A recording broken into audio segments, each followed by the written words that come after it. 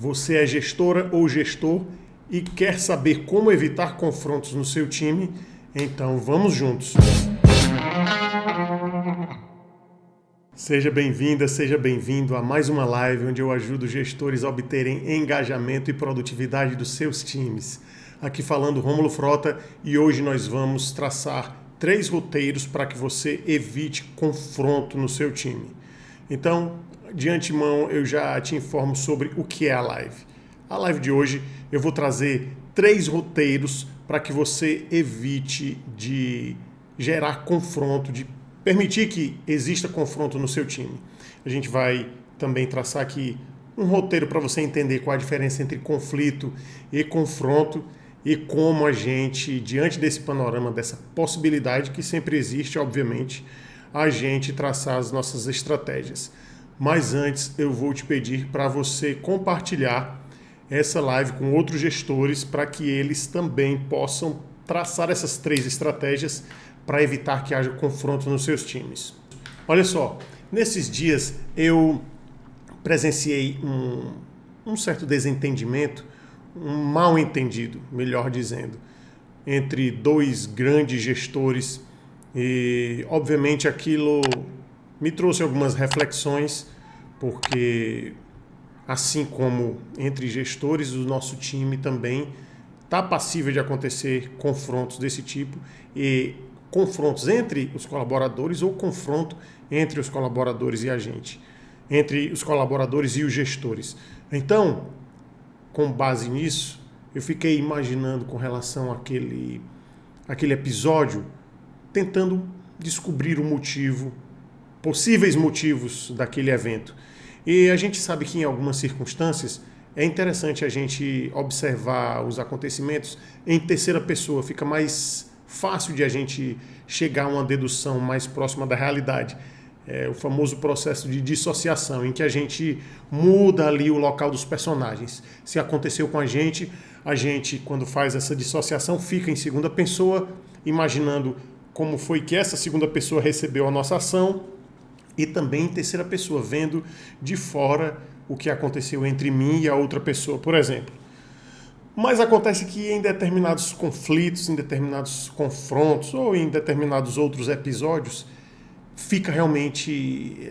não tem como a gente fazer esse processo de dissociação, porque as variáveis são muitas, e aí nesse caso a gente faz um outro conceito que também da programação neurolinguística a gente chama de alucinação. O que é isso? A gente alucinar sobre algo é quando a gente conscientemente sabe que não tem evidências, não tem um repertório para saber o que foi que aconteceu e a gente dá o velho chute. A gente solta ali algum pensamento, acha alguma coisa a respeito daquilo, porém conscientes de que aquilo ali pode não corresponder de forma alguma com o que aconteceu. Então é diferente de um achismo qualquer, quando você diz, eu acho que isso aconteceu por causa disso e tal, tal, tal. No processo de alucinação, a gente tem consciência de que a gente não sabe do fato e a gente vai tentar só dizer algo dentre as possibilidades do que houve. Então, nesse um episódio como esse, a gente traz, alucina possibilidades. E dentro dessas possibilidades é que a gente vai traçar o nosso roteiro da live de hoje para que você possa ter 3 roteiros, 3 estratégias para evitar os confrontos no seu time. Por que confrontos e por que não conflitos? Então vamos lá. Primeiramente eu quero que você entenda que acontecem conflitos, a gente costuma dizer que há conflito quando algumas necessidades não são atendidas. Ou porque as necessidades não são atendidas, ou porque existe um desalinhamento de expectativas. Esse desalinhamento de expectativas, ou seja, quando a gente espera muito de alguém, espera muito de algo, e esse alguém ou esse algo não correspondeu de acordo com o que a gente imaginava que aconteceria. Por exemplo, você imagina um colaborador que esperava que o gestor o valorizasse mais ou a valorizasse mais, ou a escolhesse para um determinado cargo, ou o escolhesse para uma determinada tarefa, e o gestor não fez isso. Então ali é uma expectativa, um desalinhamento de expectativas. Por quê? Ele esperava muito o colaborador e o que houve foi algo bem distante do que ele esperava. E aqui eu vou trazer um roteiro para que a gente evite esse desalinhamento de expectativa. Então fica ligado, aproveita que ainda dá tempo compartilhar com outros gestores para que eles também tenham acesso a esse roteiro. Então, esse desalinhamento de expectativa pode gerar um conflito. O que é um conflito? É esse desalinhamento. Você quer algo e outra pessoa quer outra coisa. E não necessariamente esse conflito pode se transformar num confronto. Pode ser um conflito de ideias, um conflito de interesse. Uma pessoa quer uma coisa e outra pessoa quer uma outra coisa. E aí a gente vai traçar roteiros para que essas pessoas fiquem mais cientes do que um quer e do que o outro pode auxiliar. Como, por exemplo, às vezes, vamos pensar aqui um exemplo aqui com relação a, por exemplo, relacionamento. Imagine que um casal de namorados começa ali no início já cheio de expectativas, porque os dois têm muita afinidade e um dos dois já imagina logo nas primeiras semanas que vão se casar naquele ano. E um dos dois aqui, sem machismo e sem feminismo, independente do sexo, um dos dois espera que se casem naquele ano. E o outro não quer se casar naquele ano, mas também não demonstra que não quer. Então, aquela pessoa que quer casar naquele ano, ela fica acreditando que vai se casar naquele ano porque a outra pessoa não deixou claro que não tem interesse em casar naquele ano. Passa o primeiro ano, aquele desejo, aquele desalinhamento ocorreu, porque houve uma certa frustração, porque o outro acabou não casando. Passa-se um segundo ano e às vezes a pessoa, na educação, pensa consigo mesmo, não, eu vou esperar mais um pouco porque esse ano vai dar certo. E novamente no segundo ano, dá-lhe as indiretas, às vezes até as diretas, mas a pessoa não se manifesta nem dizendo que quer, nem dizendo que não quer se casar. E passa ali alguns meses e a pessoa ainda se manifestando naquele interesse, naquele intuito, e a pessoa passa o segundo ano sem se manifestar nem que sim nem não e acaba sem se casar. No terceiro ano, a pessoa, seja quem for dos parceiros, a pessoa chega para a conversa, chama para a conversa e diz, olha só, o que é que vai ser? Vai ficar me enrolando ou vai casar? Quais são as expectativas? E quando chega nesse momento, muitas vezes já chega em um tom que não é tão amistoso. Por quê? Porque foi guardado durante muito tempo, houve ali um desalinhamento de expectativas, juntamente com um tempo de silêncio em que a pessoa guardou aquilo consigo mesmo, guardou aquela situação, aquele desejo não realizado, e acreditando que a pessoa fosse realmente suprir aquela necessidade, que fosse topar aquela proposta de casamento. Então, esse é um dos exemplos. Outros exemplos por exemplo, quando a gente quer comprar alguma coisa e não fica claro que o vendedor vai estabelecer algumas condições para que, no caso de devolução, por exemplo. Então, o comprador compra algo, passa ali a validade, suponhamos que o comprador não diga, o vendedor dê a ideia de que vai ter uma garantia longa, uma garantia mais do que os 7 dias, que a lei já obriga, e a pessoa fica acreditando nisso e no 9º dia, por exemplo, ela quer a devolução do produto, quer a devolução do dinheiro também, e a pessoa diz, não, mas só tinha 7 dias de garantia. Mas não ficou claro isso, você deu a entender que seria mais tempo. Então veja que isso é um exemplo de desalinhamento de expectativas. E quando isso acontece no nosso time, também pode gerar alguns conflitos e a gente vai traçar aqui roteiros para que não chegue no confronto. Então, aqui eu vou tentar tocar o mínimo possível na ideia do confronto, porque as estratégias que nós vamos traçar aqui é para que o seu time não chegue nessa via do confronto, que fique no máximo até o conflito, mas que a gente também vai traçar uma estratégia para que não chegue nem nesse conflito. Você vai ver que essas estratégias fazem muito sentido e que são fáceis de aplicar. Basta você encontrar sentido nisso que eu vou te trazer agora. Então, veja bem, o time, quando entra em conflito, quando os colaboradores ficam numa situação de necessidades não satisfeitas, isso tende a desmotivá-los muito. E quando eu digo necessidades não satisfeitas, é claro que a gente tem que fazer aqui um adendo, que é óbvio que existem necessidades que a gente não vai conseguir suprir. Existem desejos que a gente não vai conseguir suprir.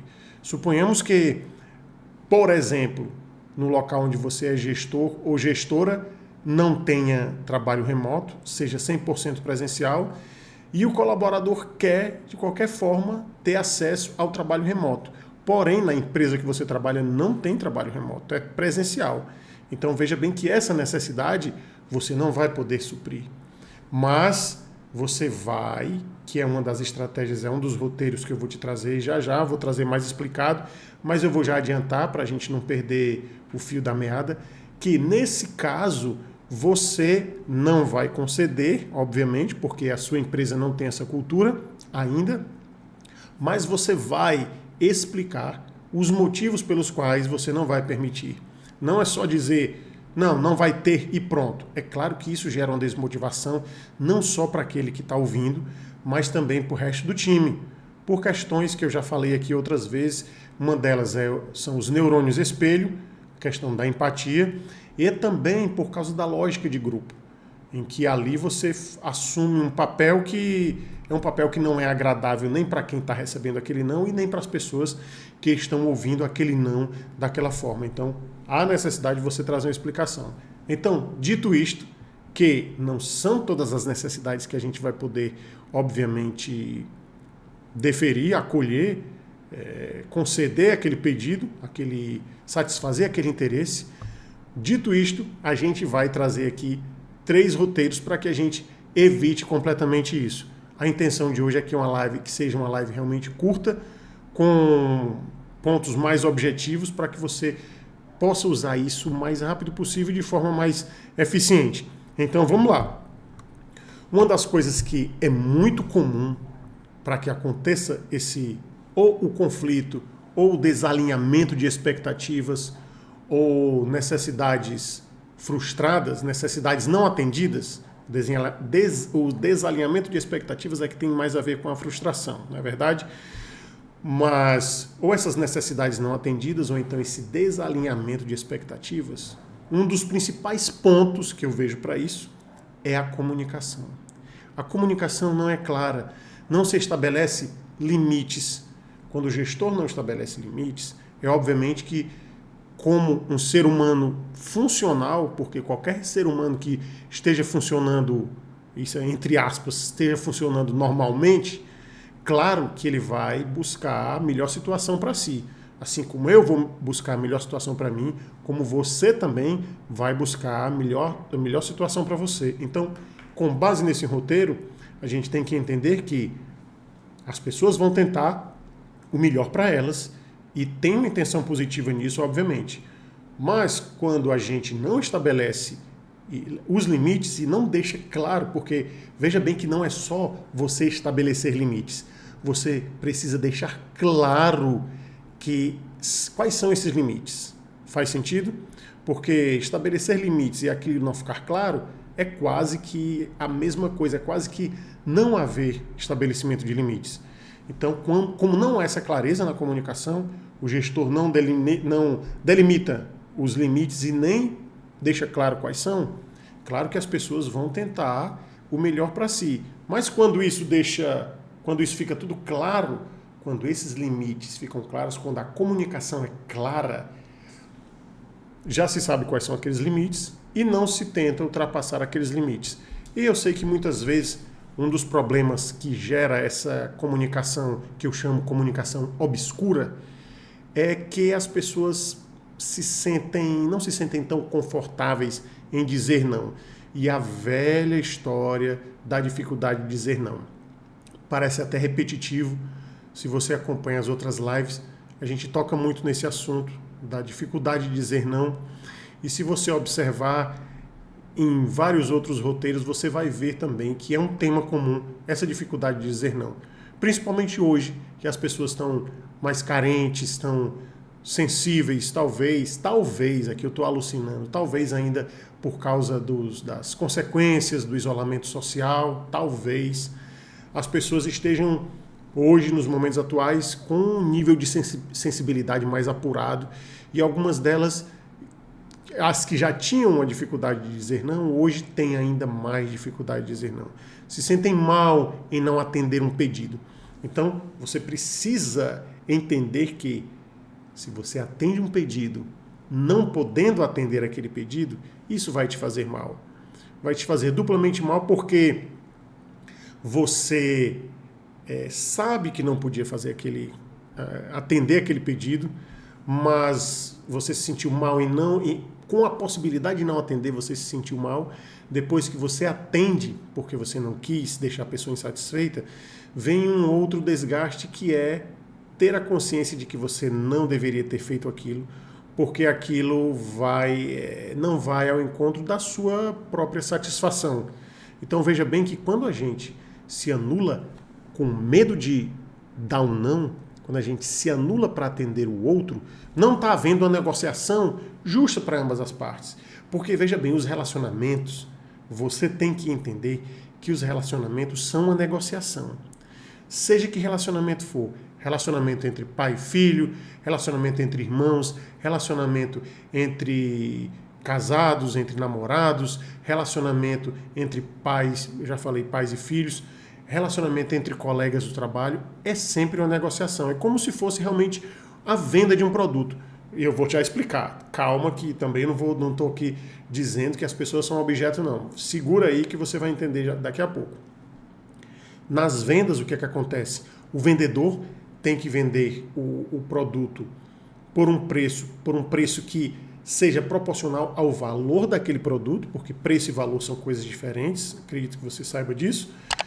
Então, ele vai vender por um preço que seja próximo daquele valor e o comprador vai querer que aquele preço, que o valor que ele considera naquele produto tenha também um preço aproximado. Então, tem que haver um meio termo ali, porque senão vai haver um desequilíbrio e o comprador não vai querer comprar o produto porque acha desproporcional. E se o vendedor passar por vários compradores dessa forma, se ele botar um preço muito alto e as pessoas virem um valor agregado muito baixo, ele não vai vender e a empresa vai falir. Então veja que tem que haver um ajuste, uma negociação. Nos relacionamentos também é a mesma coisa. Para as pessoas terem um relacionamento saudável, eu não posso, como é que eu posso dizer, me aproveitar da outra pessoa, fazendo com que a pessoa me atenda sempre, que a pessoa se anule para satisfazer os meus desejos, e nem eu posso me anular para satisfazer os desejos das outras pessoas. O que acontece muito de problema nos relacionamentos é isso, seja em que padrão de relacionamento for. Algumas pessoas se anulam porque se sentem na obrigação de fazer tudo que a outra pessoa quer, se sentem na obrigação de sempre perdoar o que a outra pessoa quer, e aqui já vem uma outra discussão, que é o perdão, que é um negócio que é complexo demais e faz-se muita confusão com relação ao perdão.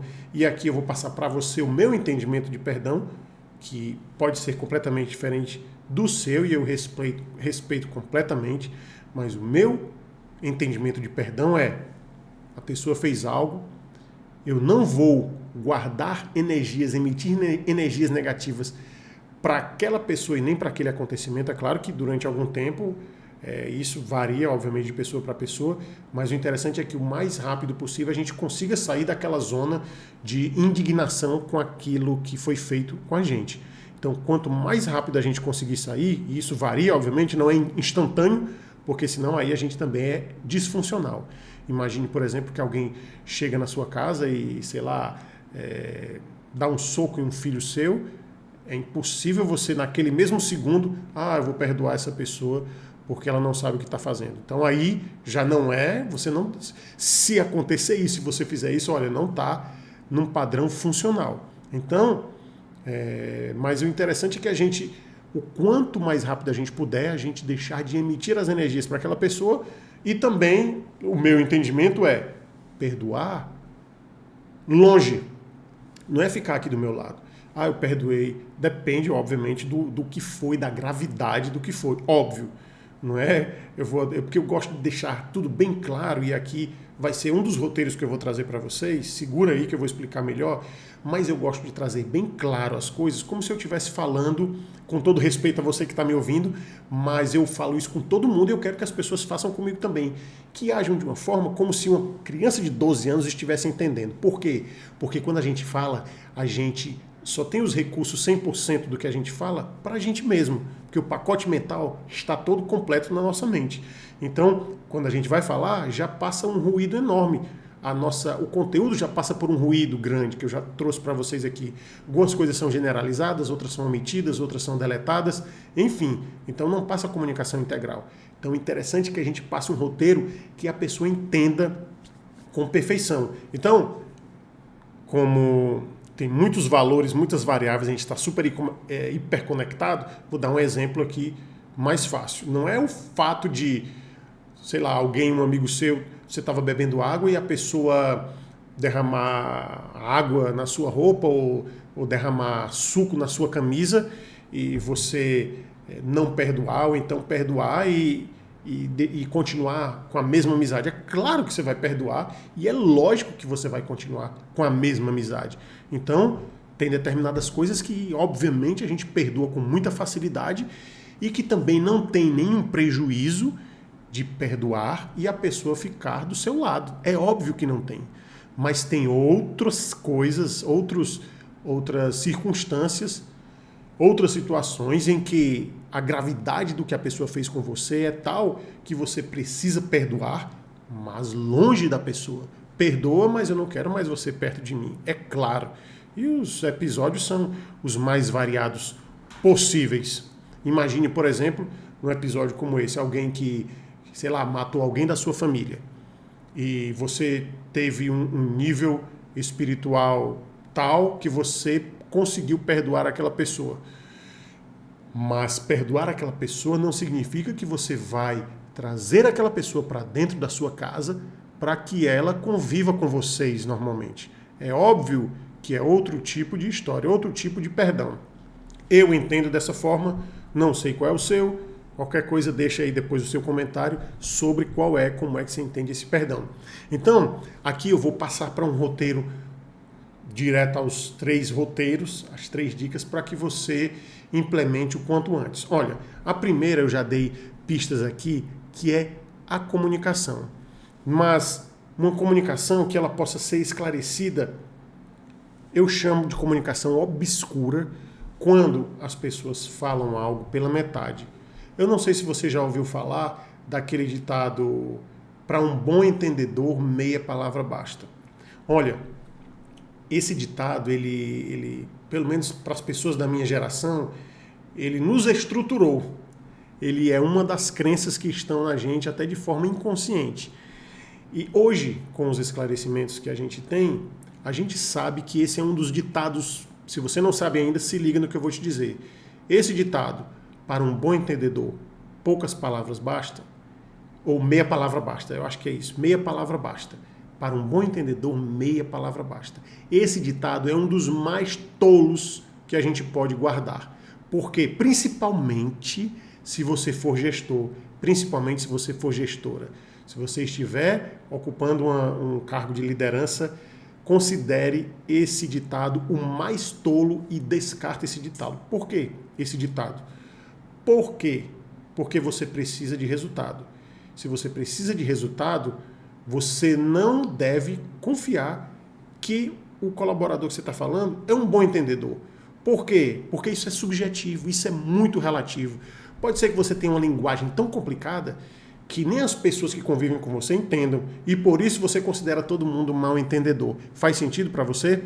Então imagine se você age da mesma forma para alguém que você depende daquele resultado, do bom resultado, da produtividade daquela pessoa. Então, primeiro um roteiro. Esquece essa tolice de, para um bom entendedor, meia palavra basta. Esquece essa tolice. Seja o mais claro possível. Não tenha medo de redundância. Novamente eu vou dizer, não tenha medo de redundância. O que é redundância? É ser repetitivo. Não tenha medo, muito pelo contrário. Eu até sugiro que você seja redundante, mas só com um detalhe. Fale de formas diferentes. Por exemplo, João, por favor, feche a porta, porque nós precisamos que aqui o ambiente fique completamente fechado, porque tem mercadorias aqui que precisam estar com a porta fechada. Esse é um tipo de comunicação. Vamos aprimorar mais essa comunicação.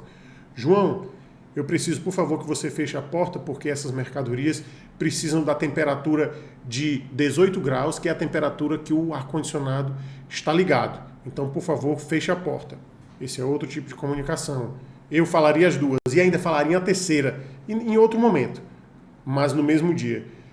João, só lembrando que a porta precisa estar fechada para que o ambiente fique na temperatura de 18 graus, ela não pode ter nenhuma brecha. Então, confirme, por favor, quando você for sair, que a porta está realmente fechada e não apenas encostada com risco de abrir. É claro que aqui eu estou trazendo um exemplo meio caricata.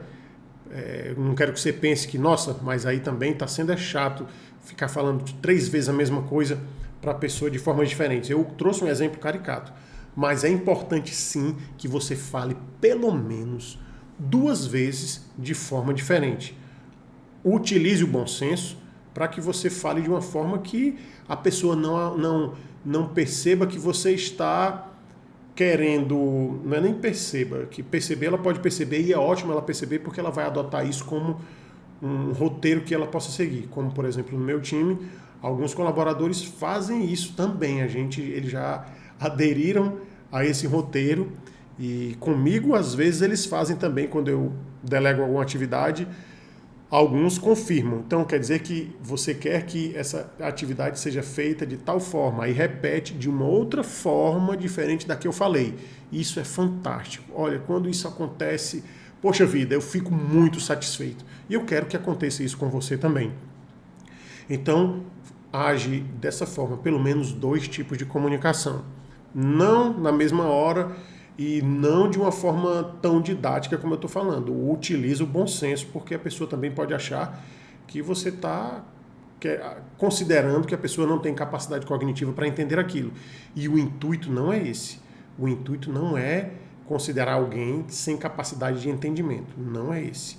É só garantir que a comunicação seja a mais clara possível. Esse é um dos roteiros. O segundo roteiro é: tenha feedbacks também claros. Tenha feedback. O segundo ponto, vamos dividir em 2A e 2B. O 2A é: tenha feedback, dê feedbacks, porque tem gestores que não dão feedback.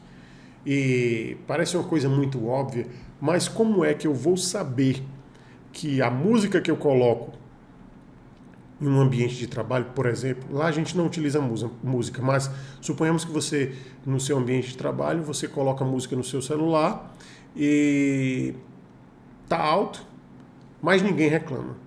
Como é que você vai saber? Porque tem gente que realmente tem a noção da realidade bem diferenciada de um contexto que, resumindo, para não aliviar muito, tem gente que é meio sem noção.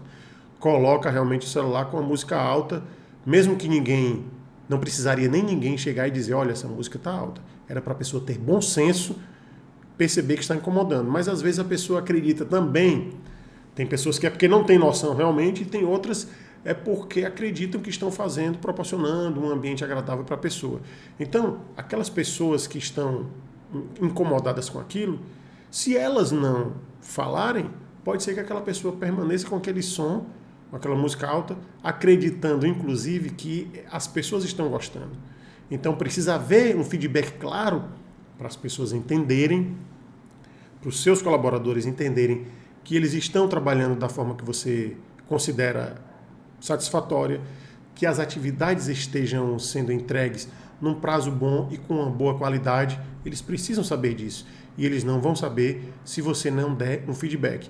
Você não dando esse feedback, vai ter aí um desalinhamento de expectativas, porque você vai esperar que eles entreguem um serviço que eles não estão entregando ainda porque você não falou, e no momento que você já estiver cansado disso, pode ser que você vá dar um feedback de uma forma que você já acumulou tanto esse desejo que não foi atendido ainda, que pode ser que você cometa um equívoco lá. Lembra das necessidades não atendidas, que às vezes durante muito tempo podem gerar um sentimento de frustração reprimida, muita frustração.